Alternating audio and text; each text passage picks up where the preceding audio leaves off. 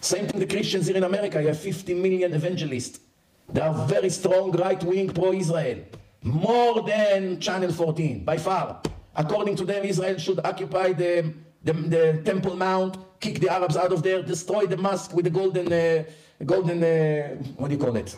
Dome, and build the third temple.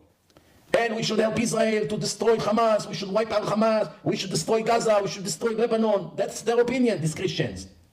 You may come and say, wow, they're better than the religious Jews I know. Look how they talk about God and the temple and Jerusalem belongs to Israel. We should move the embassy there. It's wonderful. There's only one problem. All of what they say is for one reason. They believe that after we will control Israel, JC, their fake Messiah, will show up.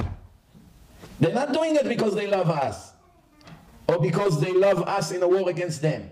They, in their belief that JC is the Messiah. And they read in the prophecy when the Messiah would come. And they know we are in the end of days. They will be very disappointed to see that the Mashiach, for sure, it's not JC. Hashem organized it that this fake belief that they have in their fake religion called Christianity, helping us.